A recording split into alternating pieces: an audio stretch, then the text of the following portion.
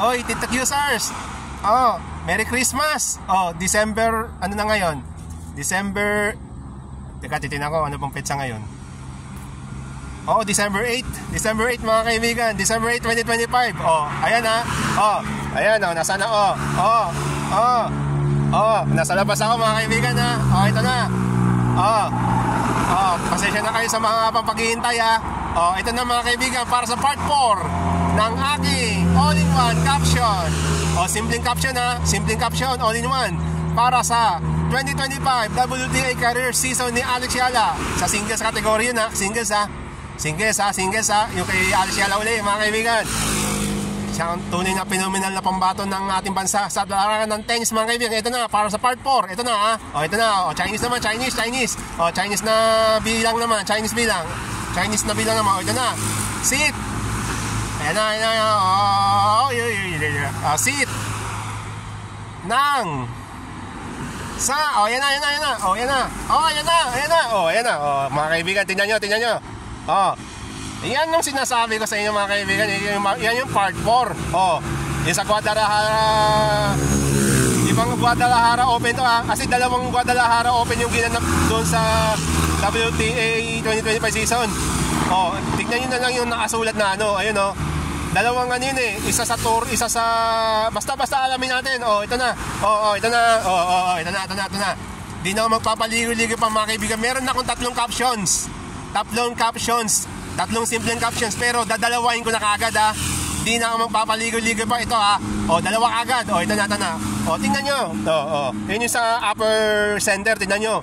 Yan nakikita nyo yan may tropeo na si may tropeo na si Alex Yala. Ayan tingnan nyo yun yung mga larawan, yung mga collage, yung ginawang collage para kay Alex. Ayan tingnan nyo.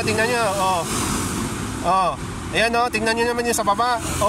Yung ilan lang mga Pilipino pumunta doon, pero proud na proud siya sa pagiging Pilipino. Ayan binabandera ang ating bansa mga kaibigan. Ayan ito na. Ayan yung sa yun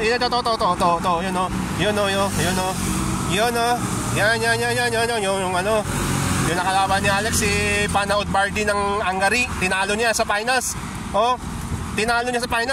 Nagbumagi siya ng tropeo mga kaibigan. Caption ng dalawa kagad ha. Dalawa. Para sa unang caption, ito na. The first ever player from the Philippines to win a title in a WTA organized event. Biro mo, WTA organized event kagad ang alam niyo mga kaibigan, simula 2021 sumabak na sa WTA career ito si Alex. Nagsimula siya sa pagsalin sa qualifier ng Miami Open. Nabigo siya sa round 1 pa lang na qualifier. Tapos yung sumali siya sa main event ng Winners Open doon sa bansa Romania. Yun yung main event na yun yung unang beses siya sumali sa main event ng isang WTA tour mga kaibigan, sa WTA organized event.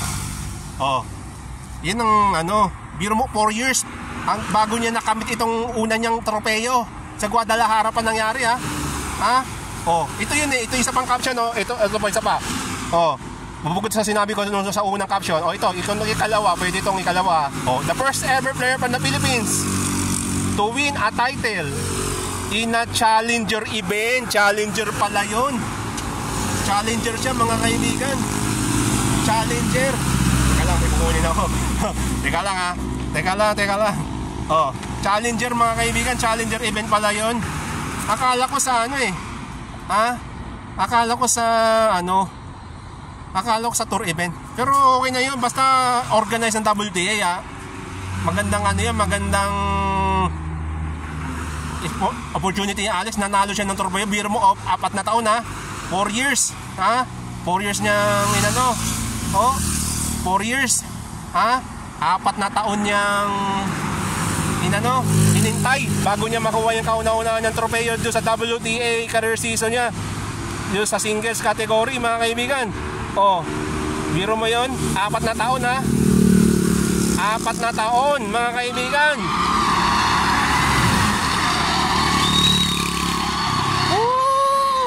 4 na taon bago niya nakamit yung tropeo ni Alex sa WTA season.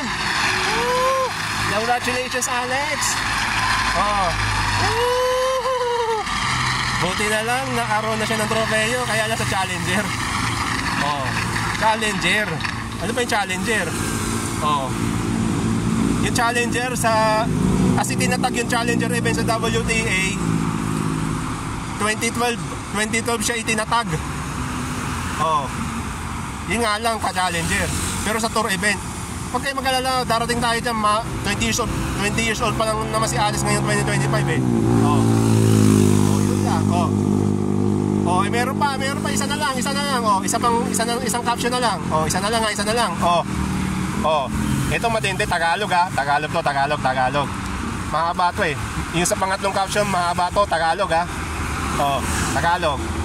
Pinaghirapan niya yan. At sa wakas, may tropeyo na siya oh. May tropeyo na si Alex. Yun nga, hindi nga lang counted. Hindi nga lang counted yan sa official website ng WTA.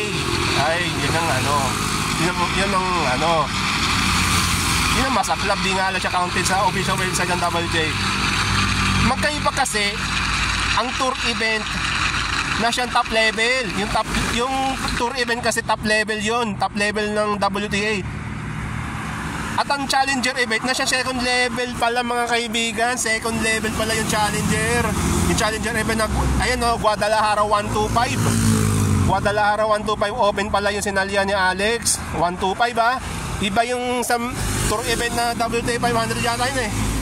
500 yata yun. Yung sa Guadalajara open 500 event yata yun. Yung sponsor na Akron. Guadalajara Akron open yun yung 500.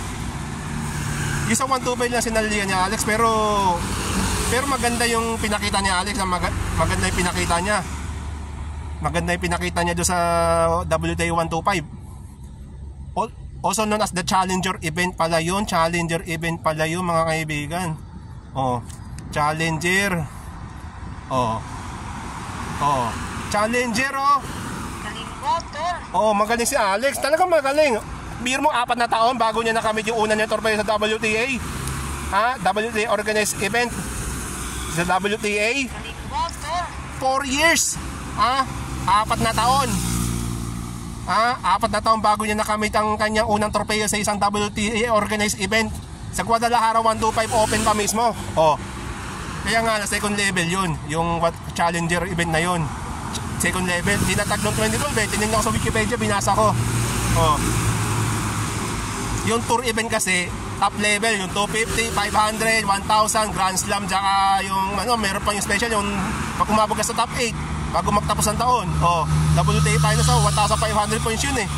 Oh, yung 250 points, 500 points, 1,000 points. Yung sinali niya yung pumasa sa semifinal si Alex nung nakaraang March o April.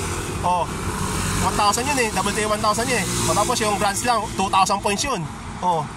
Tapos yung pag umabot sa top 8 on finals, WTA finals, 1,500 points yun. O kung mananalo ka ng torpeyo na yun, doon sa mga nabanggit ko. Pero itong Challenger 125, huwag nyo sabihin na mababa. Ano yan eh, mahalaga yun kasi sa rankings eh. O naman, nanalo si Alex. O, tumaas yung ranking niya, bumalik ulit siya sa top 60. O, bumalik ulit siya kasi nag-70, nag-70 to 80 siya eh. Bago sumali siya sa Guadalajara 125 eh. Bumaba siya sa 70 to 80.